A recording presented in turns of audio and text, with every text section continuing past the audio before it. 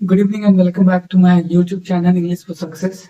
और आज के सेशन में हम लोग फिर से एक सेंटेंस इम्प्रूवमेंट देखने जा रहे हैं, जिसमें मैं 5 क्वेश्चन को डिस्कस करने जा रहा हूं, जहां पे हर सेशन की तरह इस सेशन में हम लोग हर एक सेंटेंस के बारे में देखेंगे, यानी कि ग्रामेटिकल कॉन्सेप्ट्स को देखेंगे, साथ ही साथ उसके वर्ड क्लासेस को देखेंगे और वोकैबुलरी पे भी बात करेंगे, ताकि आपका ज्यादा से ज्यादा जो कॉन्सेप्ट है ग्रामर के प्रति और साथ ही साथ सेंटेंस को समझने के संदर्भ में वो ज्यादा से ज्यादा इम्प्रूव हो सके, स्पष्ट हो सके, आप आसानी से किसी भी आंसर को चूज करने में, ऑप्ट करने में सक्षम हो।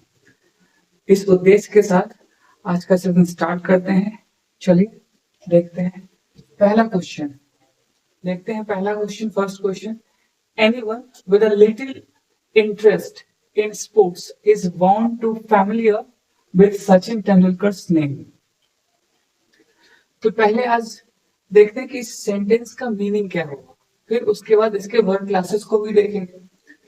Anyone with a little interest, यानी कि कोई भी इंसान जिसके पास थोड़ा सा भी नॉलेज हो, इंटरेस्ट आई मीन टू से थोड़ा सा भी रुचि हो, किसमें, स्पोर्ट्स में, यानी कि गेम में, स्पोर्ट्स में, खेल में।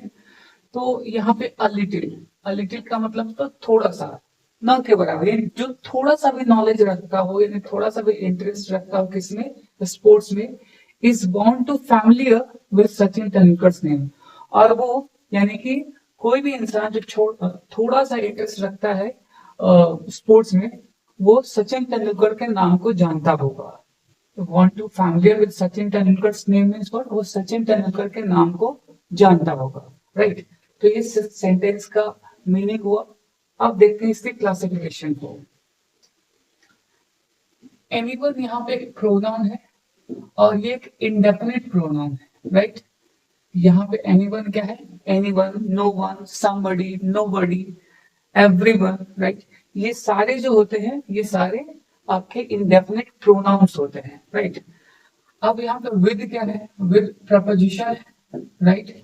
और मैं हर सेशन में कहता हूँ, अब तो बहुत सारे कॉन्सेप्ट क्लियर भी हो गए होंगे आपके, 1-2% तो जरूर ही क्लियर हुआ होगा, आसानी से समझ सकते हैं। विद यहाँ प्रपोजिशन, और प्रपोजिशन अपने बाद क्या लेता है? एक ऑब्जेक्ट लेता है। तो ए यहाँ पे डिटर्मिनर है, लिटिल यहाँ पे क्या है? इसको एडजेक्टिव भी कह सकते हैं और इसको डिटर्मिनर भी कह सकते हैं, ठीक है? और इंटरेस्ट यहाँ पे नाउन है। तो ये पूरा का पूरा पार्ट जो है, यानी फ्रेज जो है, इसका क्या हो गया? ऑब्जेक्ट हो गया। और फिर से यहाँ पे देखते हैं, इन क्या है? एक प्रपोजिशन है, राइट? और इस प्रपोजिशन का ऑब्जेक्ट क्या हो गया? ये स्पोर्ट्स। स्पोर्ट्स यहाँ पे क्या है? नाउन है। अब ये पूरा का पूरा सेंटेंस यहाँ से anyone with a little interest in sports, ये पूरा का पूरा एक सब्जेक्ट है, जो कि क्या है? एक नाउन फ्रेज के रूप में आया है, राइट? और इज इसका वर्ब है। ये वर्ब किसको देखकर आया है? एनीवन को देखकर, ठीक है? ये एनीवन को देखकर ये क्या है? इज आया है, जो कि यहाँ पे क्या है? एक वर्ब की तरह काम कर रहा है, ठीक है? बाउंड टू फैमिलियर, बाउंड का मतलब होता है, बाउंड कहने का मतलब लाइकनेस, राइट? आप यहाँ पे कह सकते हैं जो कि आप जिसको जानते हैं, राइट? यहाँ पे क्या है? एडजेक्टिव है। फैमिलियर यहाँ पे क्या है? एडजेक्टिव है। और हम लोगों ने प्रीवियस क्लासेस में देखा है 2 + V1, राइट? हम लोग अक्सर 2 के बाद अगर कोई वर्ब आता है तो उसके बाद क्या लगाते हैं? V1 लगाते हैं, 2 + V1। लेकिन यहाँ डायरेक्ट एडजेक्टिव आया है, ठीक है? तो हमारा इधर क्या है? इस वाले पार्ट को चेंज करना है, form to familiar.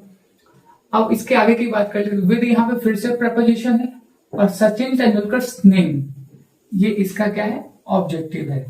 Sachin Tendulkar, ये क्या है? इसको हम लोग एपिस्ट्रोफे एस कहते हैं, एपिस्ट्रोफे एस कहते हैं, इसको जेनेटिव केस भी कहते हैं, यानी सचिन तेंदुलकर का नाम। नेम यहाँ पे नाउन हो गया। इसको याद रखिएगा, एक बात जो मैं आपको क्लियर कर रहा हूं, कि जब भी जेनेटिव केस का यूज होता है तो अगर इधर नाउन है तो इधर भी नाउन होगा, राइट? यहाँ पे मैं ये कहना चाह रहा हूं कि अगर इधर नाउन है और उसके बाद एपिस्ट्रोफे एस लगा है तो इधर भी क्या होगा? नाउन होगा। That is a grammatical concept, आप इसको ध्यान में रखेंगे। क्लियर है? हमारे ऑप्शंस क्या है? हमारे ऑप्शंस क्या है, राइट? यहाँ पे हमारे ऑप्शन से winding to be familiar, winding to be familiar, winding to familiar, bound to be familiar और bound to have familiar, right. तो जैसा कि मैंने अभी बताया कि यहाँ पे 2+V1 का यूज होना है, तब यहाँ पे कोई ना कोई एक V1 होना चाहिए क्योंकि यह एडजेक्टिव है और इसी को हमें चेंज करना है। तो देखते हैं वाइंडिंग टू बी फैमिलियर, इसके बाद अगर हम लोग आईएनजी फॉर्म का यूज करते हैं, इस वाले ऑप्शन देखते हैं आईएनजी फॉर्म का यूज किया गया है, तो कंटिन्यूअस पार्ट को रिप्रेजेंट करता है, राइट। वो किस चीज को रिप्रेजेंट करता है? कंटिन्यूअस पार्ट को रिप्रेजेंट करता है। तो इस पॉइंट ऑफ व्यू से अगर देखा जाए तो ये हमारा ए नंबर ऑप्शन क्या है? रॉन्ग है, राइट। अब यहाँ पे वाइंडिंग टू फैमिलियर, यहाँ पे बी तो सही दिया गया है, लेकिन फिर यहाँ पे वही केस, यहाँ बी यहाँ से क्या इसको रिमूव कर दिया गया है, तो बी ऑप्शन भी क्या है हमारा? इधर यानी गलत है, रॉन्ग है। Bound to be familiar, yes that is our right option, C is our right option. Okay, bound to be familiar यानी कि वो भली भांति परिचित होगा, जानता होगा, ठीक है। अब यहाँ पे ये हमारा सी नंबर सही है। अब यहाँ पे देखो want to have, to have का यूज हम लोग कब करते हैं? हैव का स्पेशली पोजीशन के लिए, ठीक है। यहां दो केसेस को समझिए। टू हैव,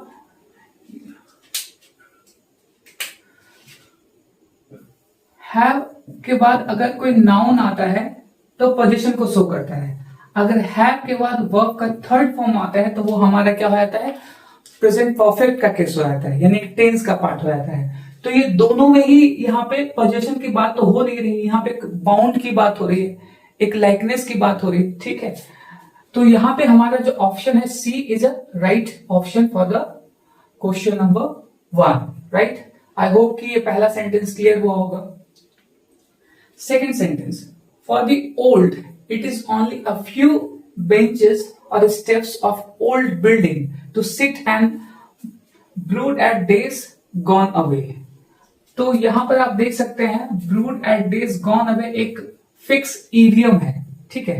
यहाँ पे फिक्स इडियम है और इसके लिए आपको यहाँ पे at के जगह पे इसका यूज किया जाता है on या over का, है ना। यानी कि ब्रूड ऑन या brood over days gone away, यानी कि इसका मतलब होता है the days, the past days, और you are thinking about the past days that was very anxious, यानी कि अपने पुराने समय के बारे में चिंता करना, यानी पुराने दिन जो बीत गए हैं उसके बारे में सोचना, परेशान होना, चिंता करना, that is the meaning of brood at days gone away, right. तो यहाँ पे मैंने ऑलरेडी आपको यहाँ पे बता दिया है कि एट के जगह पर क्या होगा? ऑन या ओवर। चूंकि ये ईडीएम है तो ये फिक्स होता है, इसमें चेंजेस नहीं हो सकते, ठीक है। तो अब इस सेंटेंस का मीनिंग देख लेते हैं। फॉर द ओल्ड, यानी कि ओल्ड का मतलब यहाँ पे क्या है? ओल्ड का मतलब यहाँ पे ये हो, ये पूरे एक ग्रुप को, एक पूरे कास्ट को रिप्रेजेंट कर रहे हैं, यानी कि पूरे बूढ़े व्यक्ति की बात की जा रही है, यानी जो बूढ़े लोग होते हैं, फॉर द ओल्ड, बूढ़े लोगों के लिए it is only a few benches, ये उनके लिए कुछ, अ फ्यू का मतलब देखिए अ लिटिल और फ्यू, ये दोनों यहां पे आया है। ए लिटिल का यूज करते हैं अनकाउंटेबल नाउन के साथ, अ फ्यू का यूज करते हैं काउंटेबल नाउन के साथ, right. A little time, a little water, a little sugar, few benches, benches यहाँ पे क्या है? ये काउंटेबल नाउन है, बेंचेस को काउंट कर सकते हैं, इंटरेस्ट को काउंट नहीं कर सकते, इसीलिए यहाँ पे ए लिटिल और यहाँ पे अ फ्यू का यूज किया गया है, राइट। हालांकि इन दोनों डिटरमिनर के बारे में हम लोग किसी और एक स्पेसिफिक क्लास में अच्छे से डिस्कशन करेंगे। For the time being let's start the question, let's jump on the question. I mean to say a few benches, यानी कि उनके लिए कुछ ऐसे पुराने बेंचेस हैं, है ना। It is only few benches, कुछ ऐसे बेंचेस हैं, और स्टेप्स ऑफ ओल्ड बिल्डिंग्स, या कुछ पुराने स्टेप्स, एक बिल्डिंग है कुछ पुराने स्टेप्स के जैसे, यानी कि उनके जो समय है, बूढ़े व्यक्ति जो है वो अपना समय कैसे काटते हैं?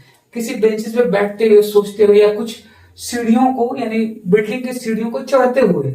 टू सिट, वहां बैठते हैं। 2+V1 जो कि अभी हम लोगों ने ऊपर डिस्कस किया था इस क्वेश्चन में, 2+V1, तो यहाँ देखिए इंफिनिटिव का यूज किया गया है, right. 2+V1 to sit and brood at days gone away, और पुराने समय के बारे में वो चिंता करते हैं, सोचते हैं। तो हमारा राइट ऑप्शन क्या हो जाएगा, to sit and brood at the days gone away. अब यहाँ पे देखिए, यहाँ पे जैसे कि मैंने कहा था कि ऑन या क्या है ओवर का, एक और बात मैं यहाँ बताना भूल गया कि अवे का यूज नहीं होता है, यहाँ पे बाय का यूज होता है। तो ऐसे ही यहाँ पर दो इधर है, एक एट और एक अवे। तो देखते हैं यहाँ दोनों किस जगह पर सही है, to sit and brood over the days gone by. ठीक है, तो ये हमारा डी नंबर ऑप्शन सही है, और ए नंबर, बी नंबर और सी तो ऐसे भी नहीं होगा, और ई नंबर ये सारे क्या है, इरर है। ठीक है, क्योंकि इसमें इतना टाइम नहीं लगेगा, क्योंकि ईडियम्स है। जब आप ईडियम्स को सही तरीके से समझते हैं, पढ़ते हैं, तो वो फिक्स्ड होते हैं। तो वैसे क्वेश्चन का ऑप्शंस ढूंढना आसान होता है जो कि जहां पे ईडियम्स दिए होते हैं, क्योंकि वो फिक्स्ड होते हैं, बस आपको जानने भर के लिए है। एनीवे, चलिए इसका वर्ड क्लासिफिकेशन करते हैं। फॉर यहाँ पे प्रेपोजिशन है, फॉर यहाँ पे क्या है, प्रपोजिशन है, और द ओल्ड क्या है, इसका ऑब्जेक्ट है, राइट। द डिटर्मिनर है, ओल्ड यहाँ पे क्या है, एडजेक्टिव है। ऐसे यहाँ पे ओल्ड जब बूढ़े व्यक्तियों के लिए बात किया जा रहा है, तो यहाँ पे आप नाउन कह सकते हैं इसको। इट, फिर से यहाँ पे क्या है, इसका इट क्या है, सब्जेक्ट है यहाँ पे। ठीक है, इज इसका वर्ब है। ओनली यहाँ पे क्या है, ये ओनली यहाँ पे एडवर्ब है। अब क्या है यहाँ पे, डिटर्मिनर। फ्यू यहाँ डिटर्मिनर। ब्रांचेस क्या है, नाउन है, काउंटेबल नाउन। ठीक है, ओके। और यहाँ पे क्या है, कंजंक्शन है, कोरिलेटिव कंजंक्शन। फिर से स्टेप्स ऑफ ओल्ड, ऑफ यहाँ पे क्या है, प्रपोजिशन है। ठीक है, स्टेप्स ये वर्ब है। ओल्ड, बिल्डिंग यहाँ पे क्या है, बिल्डिंग यहाँ पे नाउन है, ओल्ड यहाँ पे एडजेक्टिव है। ठीक है, इस तरीके से। तो ये क्या है, आगे देखते हैं। तो sit, to plus V one infinitive है, एंड यहाँ पे फिर से कंजंक्शन है। ब्रॉड, ब्रूड एट, ब्रूड यहाँ पे एडजेक्टिव है। ठीक है, ब्रूड यहाँ पे क्या एडजेक्टिव है। एट डेज, तो इसके जगह पे क्या होगा, ऑन या ओवर या प्रपोजिशन, प्रपोजिशन अपने बाद ऑब्जेक्ट लेगा, तो ऑब्जेक्ट यहाँ पे क्या है, डेज। गॉन अवे, तो गॉन यहाँ पे वर्ब नहीं है, गॉन यहाँ पे क्या है, एक एडजेक्टिव की तरह काम कर रहा है, जो कि इस डेज को मॉडिफाई कर रहा है, यानी वो दिन जो चले गए। तो गॉन यहाँ पे क्या है, ये वर्ब नहीं है। तो वर्ब कब होता, जब ये किसी हेल्पिंग वर्ब के साथ हम लोग V3 का यूज करते हैं। जैसे यहां होता है has gone, have gone, are gone, ऐसे करके इस तरीके से, तब वहां पे ये क्या होता, मेन वर्ब की तरह यूज होता। ठीक है, और अवे यहाँ पे क्या है, एडवर्ब है। अवे यहाँ पे क्या है, एडवर्ब है, right. So that is the classification of the sentence of question number 2. I hope it is clear to everyone. Now let's see the third number question. As good as banker is concerned, the law relating to indemnities is of great importance, right? अब समझते हैं कि as good as, पहले हम लोग इसका हिंदी समझ लेते, फिर हम लोग इसके एरर का आखिर गलत क्यों है इसको पहले, इसके बाद इसको देखेंगे। जहां तक बैंकर्स का कंसर्न है, चिंता है, यानी परेशानी है, द लॉ रिलेटिंग टू इंडेमनिटीज। अब यहां पे देखो, अच्छा यहां पर देखो, एक मैंने गलती की है क्या, अभी मैंने क्या बताया था, 2 प्लस V1 होता, V1 होना चाहिए, मेरी गलती है, मैंने यहाँ लिखते समय गलती की है, इधर की है। अब देखो ग्रामेटिकली कैसे हम लोग पकड़ते हैं कि यहाँ पे ये गलती क्यों है। 2 प्लस V1, अभी हम लोगों ने दो केसेस में, ऊपर के फर्स्ट सेंटेंस में और यहाँ पे एक second sentence, to sit, to be. अब यहाँ पे देखो क्या है, 2 प्लस V1 होना चाहिए, जबकि यहाँ पे क्या है, V5 है, जो कि रॉन्ग है। यहाँ पे क्या होना चाहिए, इंडेमनिटी होना चाहिए। ठीक है, अब ये इस कॉन्सेप्ट को फॉलो कर रहा है, इस रूल को फॉलो कर रहा है। 2 plus V1 is of great importance. अब इंडेमनिटी का मतलब क्या होता है, क्षतिपूर्ति, इंश्योरेंस कह सकते हैं, वारंटी कह सकते हैं इसको। ठीक है, इंडेमनिटीज को क्या कह सकते हैं, इंश्योरेंस कह सकते हैं, राइट, या वारंटी कह सकते हैं, जिसको कि हम क्षतिपूर्ति, इसको डैमेज भी कह सकते हैं, या कॉम्पनसेशन भी, राइट, इसको हम लोग कॉम्पनसेशन भी कह सकते हैं। ठीक है, तो कहा जा रहा है, जहां तक बैंकर्स के सोच की बात है, उनकी चिंता का विषय कारण क्या है, the law relating to indemnity, यानी कि क्षतिपूर्ति से जुड़ा हुआ जो उनका लॉ है, ये उनके लिए बहुत ही महत्वपूर्ण बात है। क्षतिपूर्ति से बनाया गया कानून उनके लिए बहुत महत्वपूर्ण बात है। ठीक है, इज यहाँ पे क्या है, लिंकिंग वर्ब है, ऑफ यहाँ पे प्रपोजिशन है, ग्रेट इंपॉर्टेंस, ग्रेट यहाँ पे एडजेक्टिव है और इंपॉर्टेंस यहाँ पे नाउन है। तो ये इस सेंटेंस का वर्ड क्लास हुआ। बैंकर यहाँ पे सब्जेक्ट है, इज यहाँ पे क्या है, लिंकिंग वर्ब है, कंसर्न यहाँ पे क्या है, एडजेक्टिव है, राइट। अब यहाँ पे कॉमा है, द लॉ ये सब्जेक्ट है, द डिटर्मिनर है, रिलेटिंग टू, रिलेटिंग टू यानी कि रिलेटिंग टू यहाँ पे ये वर्ब नहीं है, राइट, यहाँ पे एडजेक्टिव है, रिलेटिंग टू इंडेमनिटी, राइट। अब इसका वर्ब यहाँ पे इज है, यहाँ पे दो क्लाउजेस हैं, अगर आप देखें तो दो क्लाउजेस हैं, एज गुड एज या एज वेल एज, जो भी यहाँ पे कंजंक्शन का काम कर रहा है, ठीक है। तो banker is concerned what, the law relating to indemnities is a great importance. आप देखते हैं एज गुड एज यहाँ पे सही है गलत है। एज गुड एज जो है एक कॉम्परेटिव डिग्री है जो कि सेम क्लास के क्लाउजेस को जोड़ता है, ठीक है। तो as good as well as का मतलब होता है इन एडिशन टू या ऑल्सो। अगर एज वेल एज के बारे में देखें तो इसका मतलब होता है इन एडिशन टू या ऑल्सो, राइट। भी जैसे कि I like chapati as well as bread, यानी कि मुझे चपाती भी पसंद है और ब्रेड भी पसंद है। तो यहाँ पे ऐसे केसेस के लिए, ऐसे सेंटेंसेस के लिए एज वेल एज का यूज किया जाता है। एज मच एज ये क्वांटिटी को रिप्रेजेंट करता है, हालांकि ये भी कॉम्परेटिव डिग्री है, तो ये क्वांटिटी को रिप्रेजेंट करता है। As much as far as, yes this is our right option, as far as. ये क्या है, एक कंसर्न को, एक स्टेटमेंट को या फर्दर जो इंसिडेंट रिलेटेड जो है उसको यहाँ पे एज फार एज क्या करता है, रिप्रेजेंट करता है। अब यहाँ पे सही ऑप्शन हमारा क्या होगा, as far as. As soon as क्या है, टाइम को रिप्रेजेंट करता है। जैसे as soon as I reach the home the guest had gone, जैसे मैं घर पहुंचा गेस्ट जा चुके थे, राइट। तो यहाँ पे ये समय को रिप्रेजेंट करता है, ठीक है। और यहाँ पे नो इंप्रूवमेंट है, तो यानी कि हमारा राइट ऑप्शन कौन सा हो जाएगा, सी नंबर। और ए नंबर, बी नंबर और डी नंबर ऑप्शंस ये सारे क्या हैं, रॉन्ग हैं, ये होगा नहीं। ओके, आई होप ये क्लियर हुआ होगा।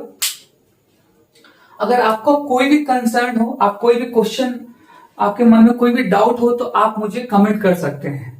आई will be answer your confusion in no times. मैं बहुत जल्दी ही आपके जो क्वेश्चंस हैं मैं उसका सॉल्यूशन दूंगा, बहुत जल्दी, ठीक है। मैं कोशिश करूंगा जितना जल्दी से जल्दी आपके प्रॉब्लम्स का सॉल्यूशन, क्वेरी का सॉल्यूशन दे दूं। ओके, तो इससे रिलेटेड कोई भी आपको प्रॉब्लम हो, आप मुझे कमेंट में क्वेश्चन कर सकते हैं। ओके, फोर्थ नंबर क्वेश्चन देखते हैं। The surface of the road has got severe damage during the heavy rains last night.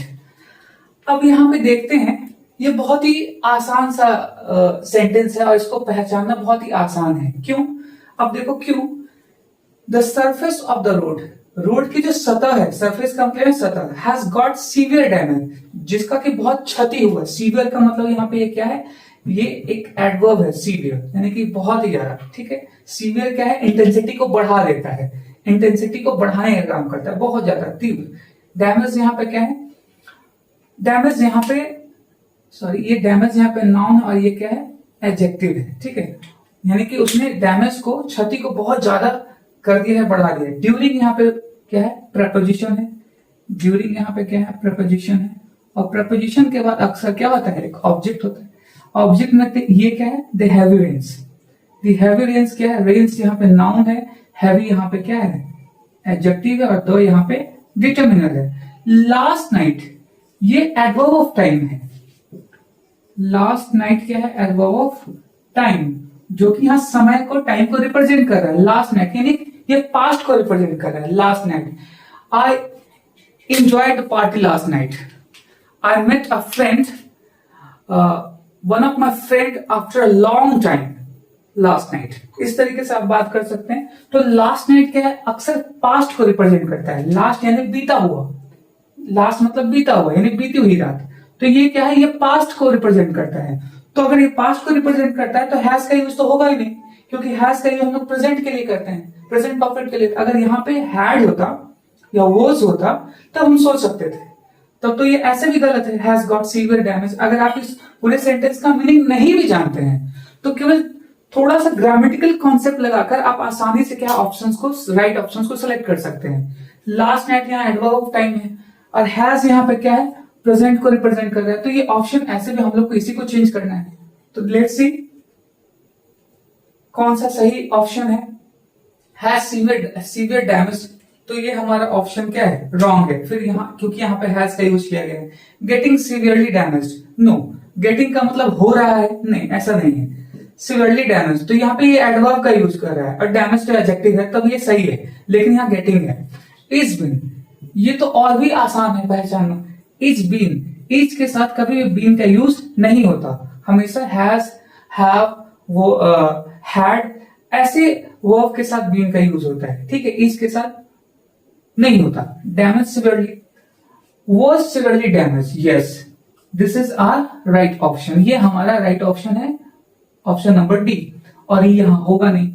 तो अब इसको सेंटेंस को देखते हैं। The surface of the road was severely damaged. अब यहां पे देखो सिवियरली यहां पे क्या है, एडवर्ब है और डैमेज यहाँ पे क्या एडजेक्टिव है, राइट। अब ये सही आ रहा है यहाँ पे हमारा sentence. The surface of the road, ये पूरा का पूरा सब्जेक्ट है, ये नाउन फ्रेज है। द सर्फेस, सर्फेस यहाँ पे नाउन है, द डिटर्मिनर ऑफ प्रीपोजिशन है, द रोड इसका क्या है, ऑब्जेक्ट है, राइट। ये भी डिटर्मिनर है और ये भी डिटर्मिनर है, क्योंकि ये किसी खास सरफेस, खास रोड की बात की जा रही है। वो सिवियरली डैमेज, जो बहुत ही बुरी तरीके से डैमेज हो गया during the heavy rain last night, यानी कि कल रात भारी बारिश हुई, जिसके कारण से ये जो रोड का सरफेस है वो बहुत बुरी तरीके से क्या हो गया, बर्बाद हो गया। So that is the explanation of the sentence. Now let's see the 5 number sentence. Kashmir is complicated problem, problem that what world committee believes. अब ये कहा जा रहा है कश्मीर जो है बहुत ही जटिल मुद्दा है, प्रॉब्लम है, परेशानी है। कश्मीर का जो मुद्दा है बहुत ही जटिल है, यानी कि बहुत ही जटिल प्रॉब्लम है, परेशानी है। दैट वर्ल्ड कमिटी बिलीव, और ये किसका मानना है, वर्ल्ड कमिटी का, यानी कि वर्ल्ड कमिटी का, यानी कि वर्ल्ड कमिटी का ये मानना है कि ये जो कश्मीर का जो मुद्दा है बहुत ही प्रॉब्लमेटिक है, जटिल मुद्दा है। अब यहां पे देखिए that what world committee believes. अब पहले सेंटेंस को समझते हैं। कश्मीर इसका क्या है, सब्जेक्ट है। इज यहाँ पे क्या है, रिलेटिव लिंकिंग वर्ब है। कॉम्प्लिकेटेड क्या है, यहाँ पे एडजेक्टिव, और प्रॉब्लम यहाँ पे नाउन है। चलिए मैं इसको मेंशन कर दे रहा हूं। कश्मीर यहाँ पे सब्जेक्ट है, इज यहाँ पे लिंकिंग वर्ब है, कॉम्प्लिकेटेड यहाँ पे, कॉम्प्लिकेटेड आई वांट टू से एडजेक्टिव, और प्रॉब्लम यहाँ पे क्या है, नाउन है। अब यहाँ पे वर्ल्ड कमिटी बिलीव्स, फिर से एक सब्जेक्ट आ रहा है, फिर से क्लाउज आ रहा है। तो यहाँ पे दो क्लाउजेस हैं, एक इंडिपेंडेंट क्लाउज और एक डिपेंडेंट क्लाउज। तो ये वाला पार्ट जो है, the Kashmir is complicated problem, ये इंडिपेंडेंट क्लाउज है। और उसके बाद जो दैट और व्हाट, गलती यहाँ पे एरर हमारे इस वाले पार्ट में है, राइट। दैट के साथ वर्ड का यूज नहीं होता, क्योंकि वर्ड का मतलब ही होता है इन विच, राइट। तो दैट के साथ वर्ड का यूज नहीं होता। वर्ल्ड कमिटी बिलीव्स, फिर से यहाँ पे वर्ल्ड कमिटी क्या है, कंपाउंड नाउन है, यानी कि सब्जेक्ट है, और इसका वर्ब क्या है, बिलीव्स, क्योंकि ये सिमिलर है वर्ल्ड कमिटी, इसलिए यहाँ पे बिलीव क्या है, एस या ईएस जुड़कर आया है, जो कि यहाँ पे क्या है, मेन वर्ब है, राइट। तो ये हमारा इंडिपेंडेंट क्लाउज और ये हमारा डिपेंडेंट क्लाउज, और ये पूरा का पूरा जो है एडजेक्टिव क्लाउज है। यहाँ ये जो डिपेंडेंट क्लाउज है वो किस तरीके से आया है, एडजेक्टिव क्लाउज के रूप में है, क्योंकि वह प्रॉब्लम्स को क्या है और ज्यादा बता रहा है कि हाँ ये एक बहुत बड़ा प्रॉब्लम है, इसको इस पे कौन भी वर्ल्ड कमिटी भी इस पे विश्वास करता है, ये मानता है, ठीक है। अब यहाँ पे देखते हैं राइट ऑप्शन कौन सा है, विच world committee is believed.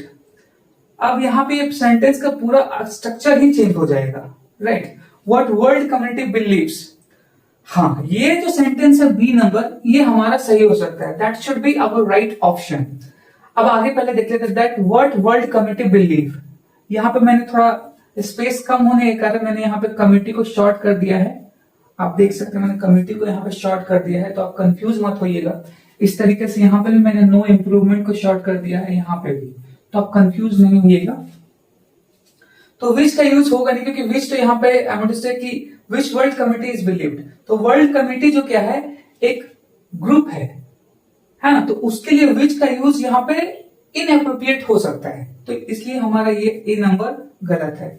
What world committee beliefs, जिसे कि यानी कि जो कि वर्ल्ड कमिटी उस पर विश्वास करता है, तो यहाँ पे व्हाट होगा, यानी कि अभी मैंने कहा था वर्ड का मतलब ही होता है इन विच, तो यहाँ पे दैट और वर्ड का यूज दोनों एक साथ नहीं होगा, ग्रामेटिकल कॉन्सेप्ट के रूल के खिलाफ है ये, दैट के साथ वर्ड का यूज नहीं होगा। तो अगर किसी को हटाना हो तो हम किसको हटाएंगे, दैट को, ना कि व्हाट को, ठीक है। तो that what world committee believe, ये तो ऐसे भी गलत है, वर्ल्ड कमिटी यहाँ पे क्या सिंगुलर है, यहाँ पे बिलीव है, तो ये हमारा ऑप्शन रॉन्ग है, बी और नंबर ऑप्शन होगा नहीं। व्हाट वर्ल्ड कमिटी बिलीव, फिर वही यहाँ पे इधर है, यहाँ बिलीव की जगह क्या होना चाहिए था, बिलीव्स होना चाहिए था, तो ये भी हमारा ए नंबर ऑप्शन भी गलत है, तो हमारा राइट ऑप्शन कौन सा है, बी। ओके, तो यहाँ पे क्या होगा, व्हाट वर्ल्ड कमिटी बिलीव्स, ठीक है, क्योंकि यहाँ पे एस का होना जरूरी है, क्योंकि सब्जेक्ट यहाँ पे सिंगुलर है, राइट। तो आज का हमारा सेशन थोड़ा छोटा रहा, मैंने 5 सेंटेंसेस को एक्सप्लेन किया है। आई होप कि सारे सेंटेंसेस की जो एक्सप्लेनेशन है आपको क्लियर है। अगर आपकी कोई भी क्वेरी है, please comment me, I will just explain you, I will just give a solution of your queries, right. मैं आपको तुरंत रिप्लाई करूंगा।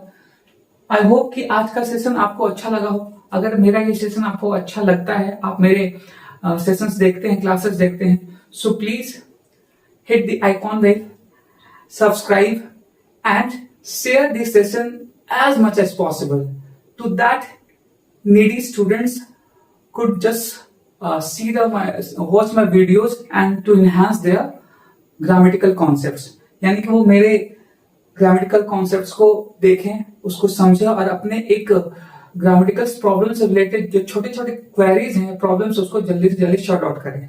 तो आज के लिए इतना ही, फिर मिलते हैं अगले सेशन में।